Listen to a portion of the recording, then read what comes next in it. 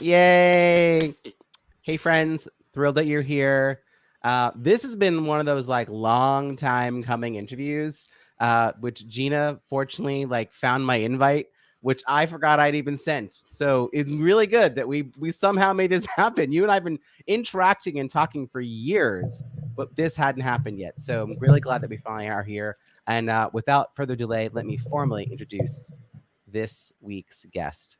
Today's guest is a marketing maven leveraging technology to create stable, recurring revenue streams. She's an accomplished serial entrepreneur with 6 and 7-figure businesses. She co-founded Video Rock Starz and the Stark Raving Entrepreneurs, helping thought leaders monetize their messages. She co-authored the McGraw-Hill book, Klout Matters, How to Engage Your Audience, Boost Your Digital Influence, and Raise Your Klout Score back in 2013. And she has contributed numerous articles to Speaker Magazine, the TowneLaker Magazine, and other publications on the topics of marketing, technology, and influence. She's a longtime member of the National Speakers Association, NSA, and the CEO of TEDx to Pre-Park, and the creator and host of TEDx to Pre-Park TV. She's also been named a top marketing thought leader over 50 by Brand Quarterly and is a who's who among women in e-commerce by We Magazine. Please join me in welcoming Gina Carr. Gina, welcome. Well, thank you so much, Robbie. I'm delighted to be here. And we, in our Video Rock Starz and Stark Raving Entrepreneurs programs, have enjoyed so much when you've been one of our guest presenters. You've brought such wisdom to us, including about your most recent book, and you've just been a superstar in our community. Yeah, no, it's been great. Just being able to support you and Terry and what you're doing. And thrilled that he was in the show recently. We'll definitely put a link to that in the show notes. So as you know, this is a show about building strong networks, but the context has been leadership. And as you would agree, no one achieves success in a vacuum. So tell me, how do you define leadership, and when did you realize you had the skills to lead? Well, how I define leadership is based on an old adage. It's an old African proverb. It says, if you want to go fast, go alone. If you want to go far, go together. And I add my car corollary. I say, if you want to go further, faster, build a tribe, right? So get that tribe going. And with having people who are engaged in your vision, who have bought into the vision of the future that you've set, then you paint that picture. I think it was Seth Godin, and I know you interviewed him not too long ago. He says, paint a picture of the future and invite people to go with you on that future. One of my favorite books is his Tribe's book. And so I have definitely embraced that. When did I first realize I was a leader? Gosh, maybe going back to 4th or 5th grade. I think I was elected as the vice president of the 4-H club. And I remember they brought all the students in from the local elementary schools. And so we were all learning together. And all the kids, my friends around me said, Gina, ask them this. Gina, ask them that. And I'm thinking, why are they asking me to ask something? And I think that kind of combination of being elected to my first office and also seeing that people, for some reason, had faith in me, that I would represent them well with what they wanted, that was life-changing, really. Yeah, I love that you rolled back the clock to that point. And I want to revisit that in a moment. But your definition, it really speaks to me as well, of leadership, right? This idea that, it's about building that community. It's building people like all being served together on a mission, that one that they buy into and they understand. They know their purpose in it. They understand the overall goal. And it sounds like the work you've been doing is really about helping gather those people together so they all know how to get further faster. And I just really appreciate that you didn't start with like, when I was in my late 20s, my first major career, like that's what everyone does when I talk about leadership. But you're like, no, there was a moment, because I'm always curious, like, what were you like on the playground? Were you organizing people? Was that why you were chosen in 4th and 5th grade to lead in this way, in this more formal recognition role? Like, were you already informally doing that? I don't recall doing that. I do recall being active in the playground, and I don't recall necessarily being in much of a leadership role on the playground. Maybe I was. I left kickball. But were you the one who brought the ball? No. So that's cool. But now 4-H, for those who aren't familiar, has a wide array of activities. What were the stuff that you were mostly keen on in 4-H? Oh boy, it's so long ago. As I recall, it was there was a division about gardening, and we had a garden in our backyard, and I spent a lot of time in the summers with my cousins in their garden. They had a big farm, and so that was my main area of interest. How about you? Were you in 4-H when you No, were my young? wife was in 4-H, and I, of course, thought 4-H was all like animals and husbandry, and I don't know. What do I know? I'm like a suburban kid, but she was all into more of the crafts and the cooking. But her mom was a real gardener. Her dad was a cook, so like she had all those influences, and 4-H was a big part of her growing up. So I mean, it's just a really cool experience. And then for you within that experience to be given sort of this opportunity to step up a little bit, but one, to be selected for that, and two, for you to step into that, and when given the opportunity to ask questions on behalf of other people, like to do that, where do you think that comes from? Like, is this how your parents were with you, or other family members or teachers? Like, did people start to recognize that you had this? I mean, that's what you're like 9-10 years old, right? Like, people sometimes aren't quite vocal at that point. Boy, you asked such great questions. I had a really fantastic first grade teacher, Mrs. Archer, and she just encouraged me, inspired me. I was the firstborn. I'm the eldest of 3 children, and so my parents had not gone to college, and they were high school. Their grandparents had not even graduated, gone beyond 8th grade. So, very, very rural beginnings. But I do recall when I was in first grade, I memorized the Red Fish, Blue Fish book of Dr. Seuss. I memorized the entire thing, and she had me share it in front of the class and go into the principal's office in a good way to perform it for him. And maybe those early days and getting praise from my parents, I was one of those almost straight A students pretty much all through high school. Not all straight A's, but I was always working for it. And usually if I didn't get 100, I'm like, I think something's wrong with this test. Oh, I love that you got recognized early on for a talent and given some props and given some motivation to keep doing those kinds of things that, we don't know the ripple effect that those moments have. This Mrs. Archer had on your life, and like how that may have led to who you were just even a few years later, that your fellow classmates were able to recognize that in you. Yeah, that's really good to think about that, and to even just to think about the growing up. In my area of Atlanta, where I grew up, the high school was considered the bottom of the bottom for high schools. And the county was the worst of the all metro Atlanta counties. And so by some miracle, I did get into Georgia Tech, and I did well there at Georgia Tech. And then years later, I got into Harvard for the MBA program. And these were just dreams that a little girl living in a trailer park when I my first few years never would have imagined, nor would my parents. So they were quite proud.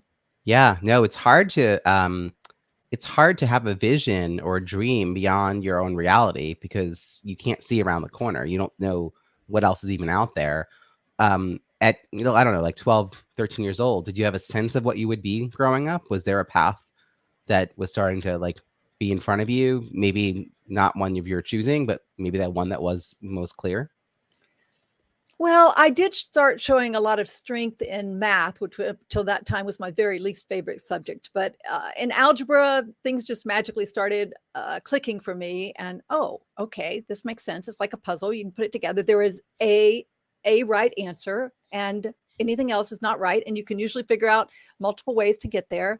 And so math, followed by calculus and physics, did turn into pretty strong areas of mine. And so that paved the way for me to go to Georgia Tech. And it was at Georgia Tech that I had a very close friend who went to Harvard Business School, which I had never even heard of. I didn't know there was such a thing. I'd heard of an MBA before, but I didn't know Harvard Business School was a big deal. And I got to know more about it. And That's why I even applied. It's the only school I applied to. I thought, well, if I get in, great. If not, consider other options. Yeah. When you were heading off to Georgia Tech, did you have a plan for what you were going to major in or what, career path you were going to go on? Well, I majored in industrial engineering, and I never changed. I did what's called the co-op program, where I worked every other quarter. I would work a quarter, go to school a quarter.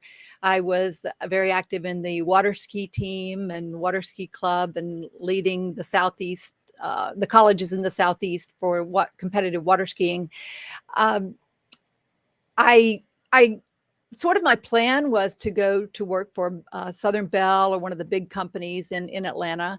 My mother had risen again with just barely a high school degree to executive levels within Southern Bell, and she was definitely an inspiration for me to do well. If you can be an engineer, Gina, you just got your way paved. So it's been a bit of a disappointment to her that I chose the entrepreneurial path pretty early on, but she's understood and supported me all this way.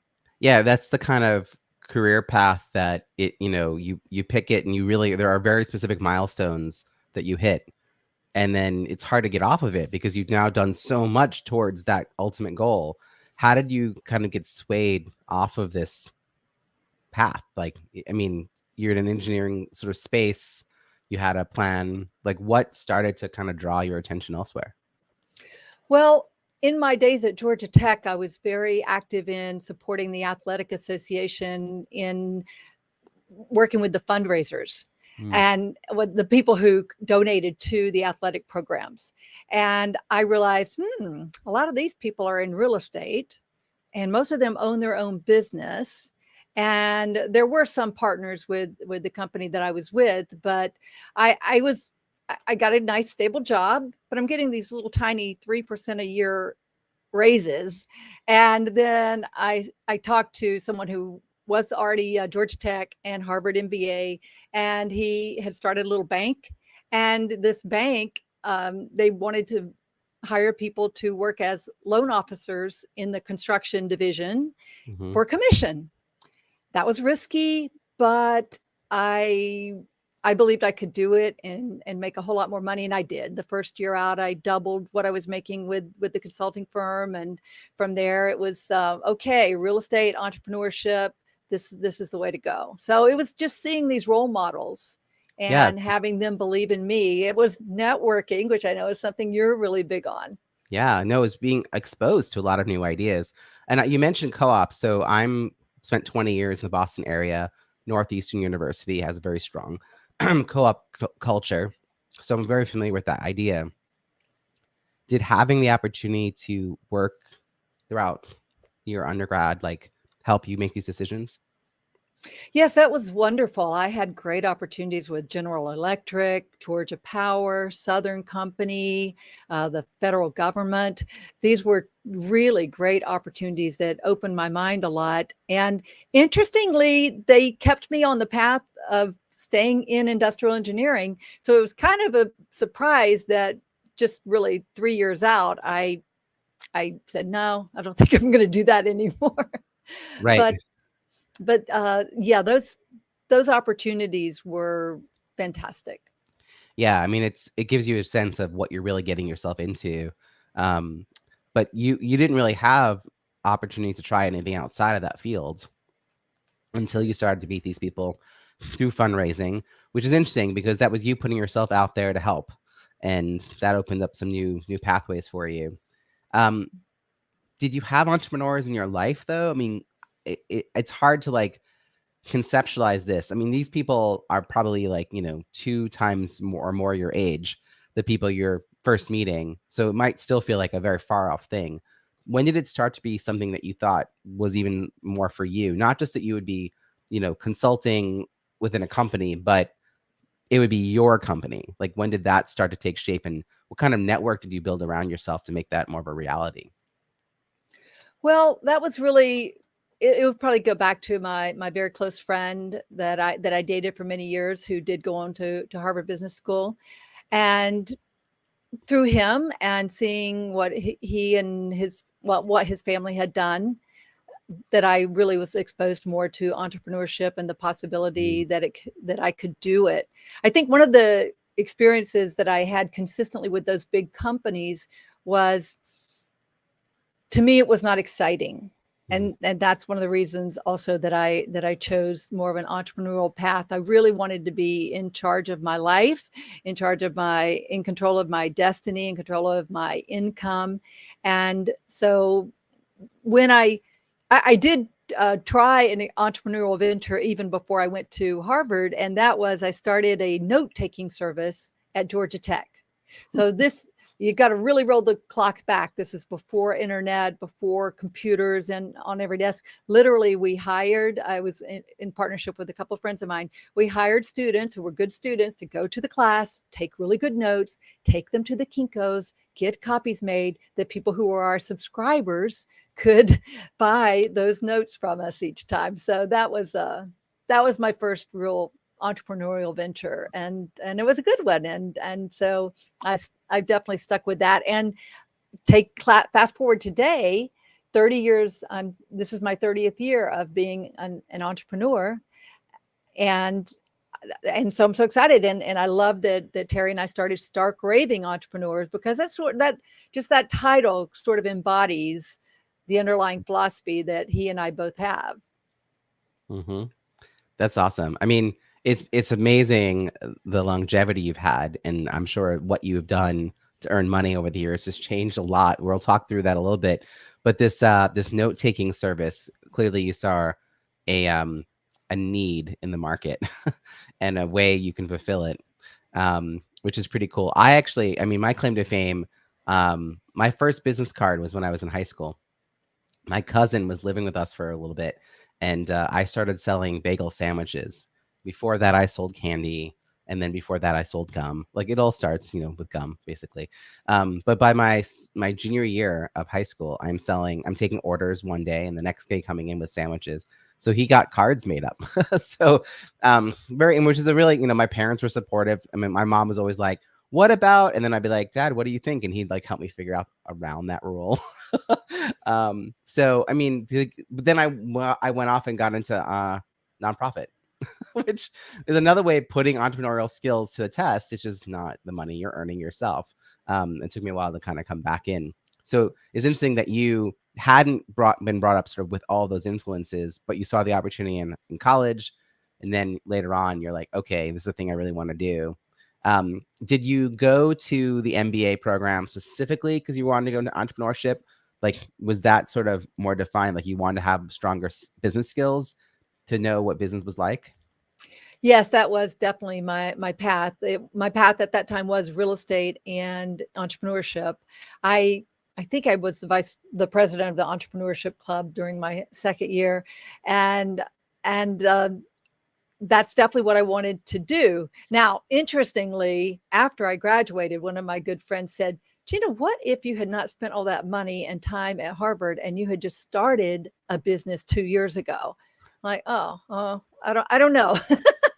I wish you had shared that thought with me 2 years ago if you had that. But it was a really fantastic experience. And entrepreneurship was not that big of a deal at Harvard Business School at that time. In fact, there were only 2 entrepreneurial classes that were straight entrepreneurial finance and entrepreneurial marketing or something like that. They've gotten much more entrepreneurial now. Yeah, no, it sounds like you were probably on the front of that wave of that level of interest, which is exciting, but also can be a little daunting because the resources aren't all there. But now you have like the Harvard moniker attached to your name, which is a lot of credibility. You have the MBA knowledge. And I mean, going to any school like that also is about the connections and the network. How did having those new connections help you as you got started? What was the first service or program that you were trying to sell? Well, right out of Harvard Business School, I went to work for Cushman & Wakefield. And they're a huge commercial real estate company. In case someone doesn't know that, they're quite big. And I worked in a number of different areas inside there. So working with people on retail, industrial, and office space, as well as selling the big buildings. They crafted a really interesting program. I think I was the first person to go through it, a 2-year program where I worked in all different areas of the firm and really got to understand commercial real estate at a strong level. From there, I did leave and start my own mortgage company, commercial real estate company. It was mostly residential real estate company, though. I bought a Century 21 franchise. And so, but we did have a commercial division as well.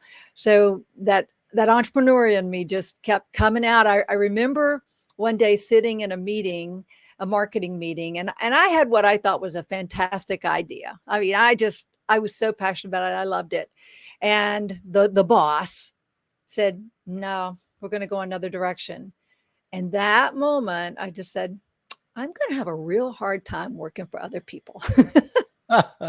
I know now. I've heard a lot of people talk about being unemployable, which yes, sounds like you hit that moment early on. Yes, Early a on. good 30 years ago. Yeah. So, I mean, you're taking us back a ways is what it sounds like. This is the 90s? Is this? Yes, that would have been, I graduated from HBS in 90 and started that job in 90. So, and again, coming up on 93 was when I started my first Gina Carr and Associates, another friend. We started a real estate company, started my mortgage company. And then in 94, I bought the Century 21 with my now ex-husband. So what's fascinating about this is that having known you for a while and known of you for longer, I had no idea that real estate was your background. So clearly it's not what you're known for today. Like there's a lot that I can think of that I would say you were known for. When did that start to shift for you? When did real estate not become the main focus of your business? Well, as part of marketing my real estate company, a lot of real estate people do farming. So they send out all these mailers to people in their community. Well, I took that another level. I started a community magazine. And my real estate company was the only one that could advertise in the magazine. Now we had a lot of other advertisers. It was basically the storefront for local dentists and chiropractors and all kinds of different business people that didn't necessarily have a storefront. And we came up with a great little formula of how it would work. And so our subscribers were the advertisers. The people in the community got it, whether they wanted it or not. It was direct mailed to everybody in the community. So thousands and thousands that we sent out. It went so well, we started a second one. And then people started coming to us say, how do you do that?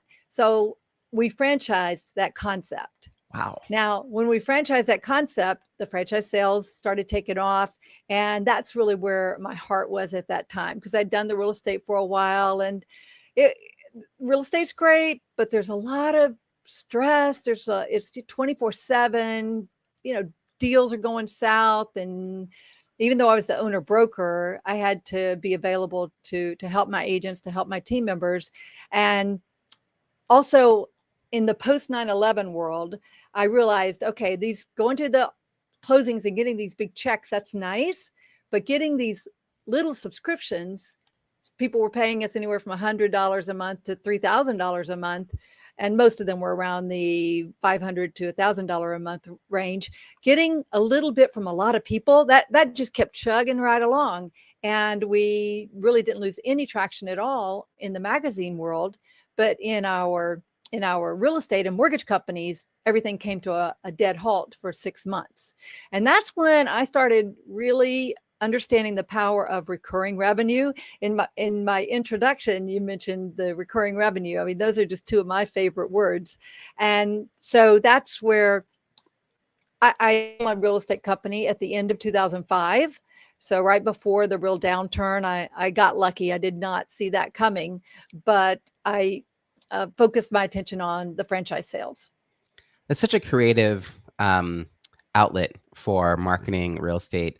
As you know, I before the pandemic, I taught people how to network at events. And for a long time, my bad example, well, not even for a long time, it's even to today, my worst examples of networking are real estate people who come into an event and spray and pray their way around. And one guy, he gave me a card and he was waiting for mine and I didn't give it.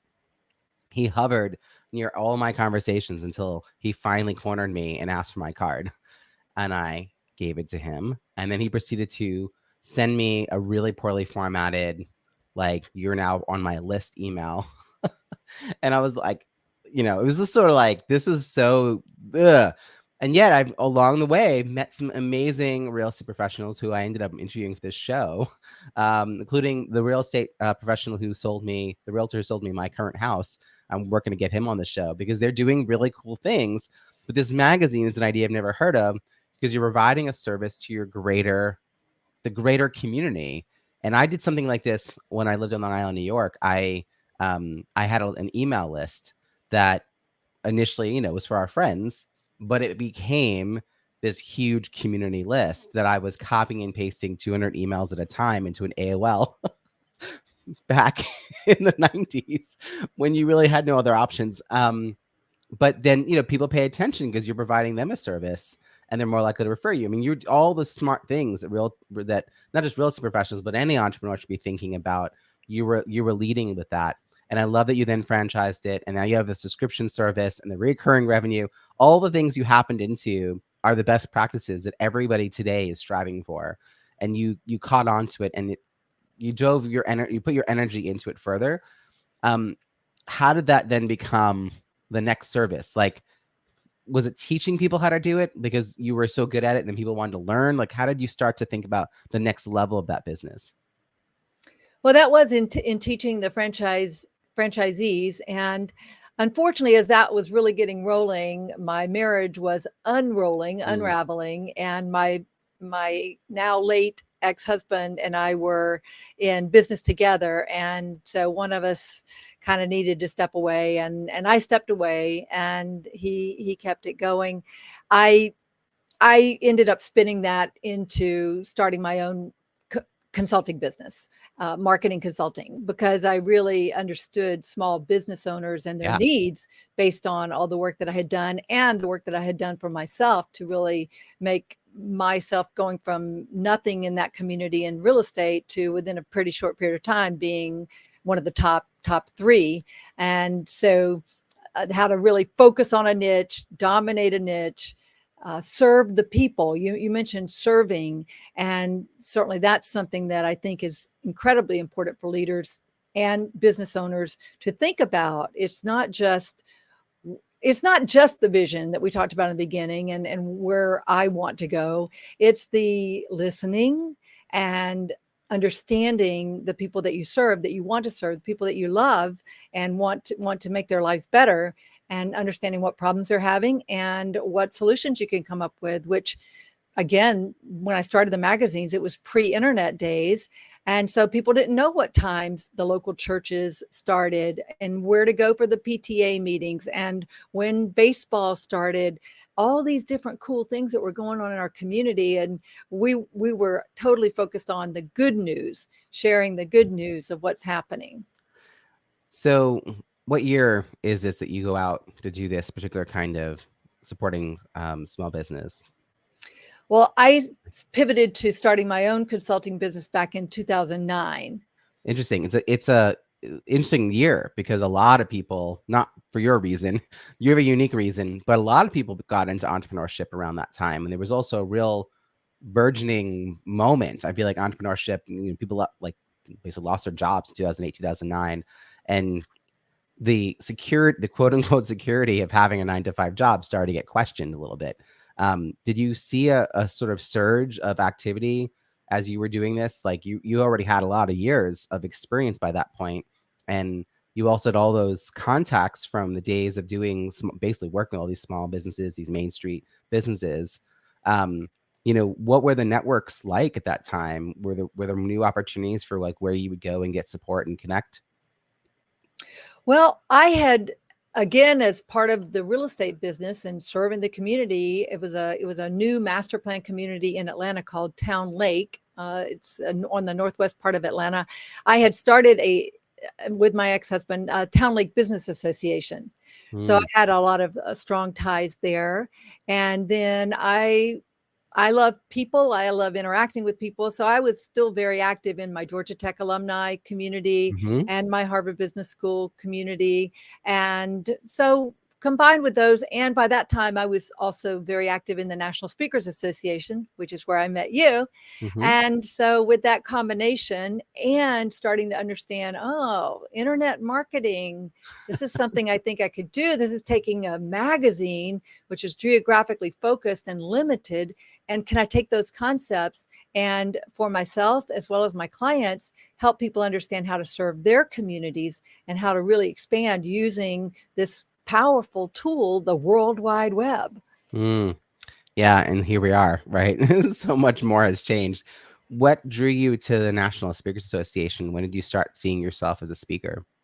I had built my mortgage and real estate business along with the franchise sales by speaking at a lot of organizations, the service clubs and the local business associations, the Chamber of Commerce. So that was just something that was very natural for me, I guess, going back to my days of leadership in high school and junior high, junior high and college and such. And certainly one of the things at Harvard Business School that they're known for is Socratic method. You have to speak most every day in class to get your point out, whatever it is that you're wanting to share. So I think speaking, I won't say it came naturally for me, but it sort of came naturally for me. And so I had started a Cherokee County Toastmasters that was in our area of the TowneLaker area. I had started a Toastmasters, and in that Toastmasters, a good friend of mine named Joe Gandolfo, that you may know, he was also active in the TEDx with me recently. He invited me. The National Speakers Association was having a meeting, their big national meeting, international meeting in Atlanta. So just go down, check it out. And oh my gosh, just walking in the door that first day, I just felt like these are my peeps. I love being around these people. So uplifting, so positive, such bright business minds. And I've been to every one of the national conferences since then. I've spoken at various chapters around the country and different associations around the world, including Singapore, multiple times in Australia. And it's just, I often joke that most every good thing in my life has come from National Speakers Association. I don't doubt it. That sounds amazing. You've also given back tremendously, as you're saying. I mean, everything you're describing there is also you've been getting, but you've been also giving as well back to the association. It's interesting that you had a desire to like build something, and you went and you created a Toastmasters. Again, you already have the skills to create something from scratch and attract people and market it and all that, right? So like you almost were like, well, this has to happen, and I'm going to pull it together, not knowing the ripple effect that was going to have to open new doors to NSA, and now have speaking be a big part of your business and speakers be a big part of your audience over the years. What's the latest? Like, what I feel like you and Terry are always in the cutting edge of technology and trying things out, and particularly he is like a kid in candy store when it comes to every new piece of tech that comes out. He's always dabbling. But I feel like you're always trying to figure like, well, how does this actually apply to like the good marketing skills that we're supposed to have? And like, how does actually support people's businesses? And like you come up, with those angles. There's a lot, even the last 3 or 4 years, that's changed about the landscape. Where are you now focusing your time? And I want to anchor this with the fact that you were writing about Klout when it was a big deal. It's no longer a big deal, but the concepts are still a big deal. Even if the program went away, how does this all now apply with all these, we're talking AI and Web3 and everything else? Yes, well, definitely always fascinated by the latest in technology as it relates to helping people grow their businesses. And what I'm focused on right now, and Terry as well, is artificial intelligence and using these AI powered super tools to help content creators, speakers, authors, thought leaders, coaches to create more content to really build their brand much more strongly so that they can help more people, have more impact, and make more money. And these tools, we focus on the 4 different areas of text, audio, video, and images. And my main focus is how to help people harness those tools in building their streams of recurring revenue, i.e. membership programs, online courses, that sort of thing. So that's where my focus is. And I tell you, Robbie, this is This is such an exciting time. I feel like I'm watching the internet come into the world all over again, because that's where we are. We're basically like the early 90s, 92, 93 for the internet with these AI powered tools, because the internet had been out for decades. I don't know when it started, but it had been out available for decades for government and education for colleges and such. But it was only when the portals that made it easy for people to access it became available, such as Internet Explorer and Netscape in the early 90s. And then it made it possible for most everybody to be able to access those tools. And that's what we have right now. Artificial intelligence has been out there for a long time. If you've ever bought anything on Amazon, artificial intelligence is definitely working in your favor, I would say. If you've ever posted on Facebook or LinkedIn, artificial intelligence, that's what's powering those algorithms to decide what to show to your friends, what to show to you. And so it's working on your behalf and for and against you in some ways. So that's what's happened right now. The November 30th of 2022, that the gateway to ChatGPT 3 was opened and made it really easy for people to access these tools. And from then, it's just spawned a number of other tools. Here we are in early 2023, and thousands of applications have already been layered on top of those initial tools to make them easier to use. And much like the iPhone was a pretty cool tool, but there was all the apps that became available for the iPhone that made it something most people can't live without. Now, I'm on an Android now, but I still appreciate an iPhone, and maybe I'll go back to it next time. My wife and I are a cross-platform couple. Which is, sometimes useful. So I love that description, and I think the analogies you just shared really bring to light like where we are contextually. And it happens that November 30th till about a month ago, I was heads down working on a book. And so the world exploded with ChatGPT and AI, and I just kept repeating myself, nope, that's a noble obstacle. Nope, that's a shiny object. Nope, I don't need to know that. And the book got done and out, and then I was like, so the first time I used ChatGPT was I was trying to think of keywords to publish my book under on Amazon, and my brain was a little bit empty.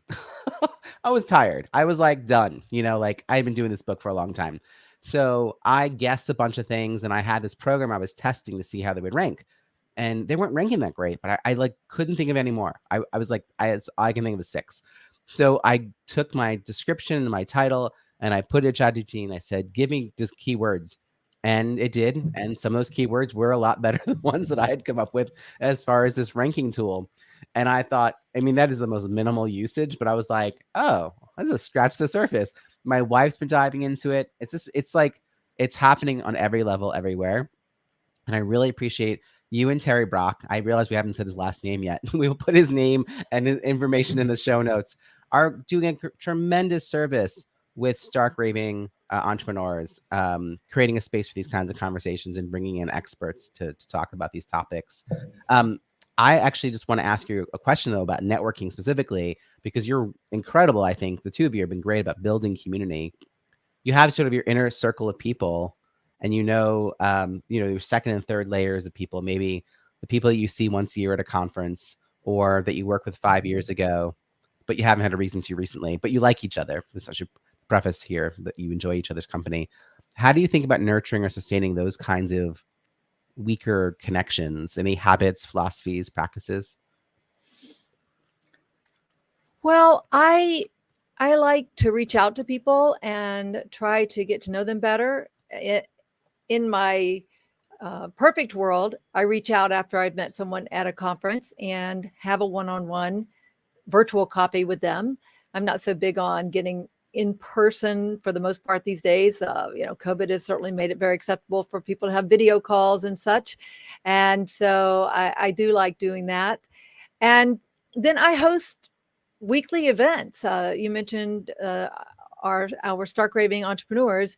And so we're hosting free training weekly, things that we're interested in. And I let people know about it and invite them to come join us. And the people who are interested come, and then we take things to the next level. Sometimes they remain in our free program. Sometimes they join on a paid basis. Sometimes they take special courses that we're offering.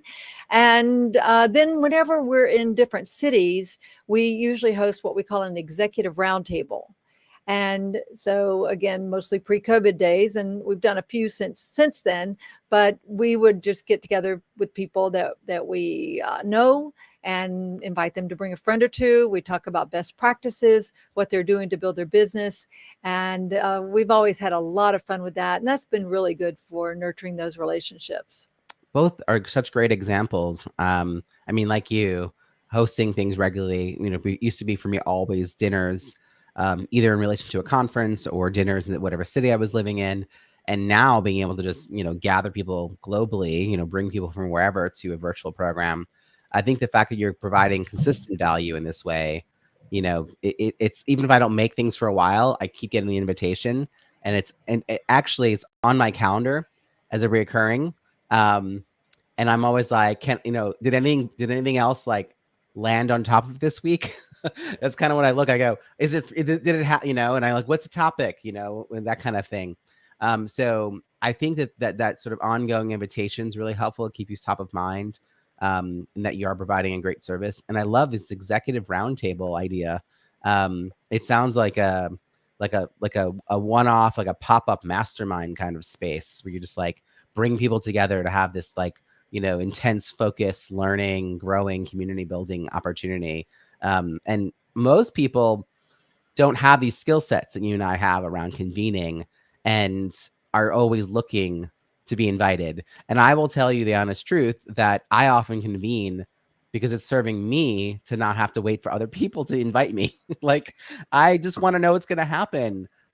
Years ago, we're about to go back to your hometown now of Orlando for the NSA conference. The last time there was an Epcot, gathering afterwards, I organized a group of 8 to go to Epcot together, because I spent the 3 days asking people if they wanted to hang out with me. And a ragtag group of people who didn't know each other met in the lobby. And by the end of the day, we were like all best friends, because we'd spent the day in Epcot together. But the idea of like wondering who I was going to go to Epcot with, to like wondering what was going to happen, I was like, no. Let's organize something, like make a thing happen. And you're a make a thing happen kind of person. So I'm like not surprised that your answer to like networking is make a thing happen, and then people will be attracted in. Any other like little tidbits? Well, yeah, Robbie, clearly we're cut from the same cloth. And I was just at a conference this past weekend, and to your point, I'm just always very proactive, putting together my own little party to an extent. So walking, it's lunchtime. I just look around I didn't know anybody there, and it was in Orlando, and that's kind of surprising. But I just asked the people who were sitting near me, hey, you want to go to lunch? And so before long, I had a table of 4 the first day, and the second day I have brand new friends that I would not have known.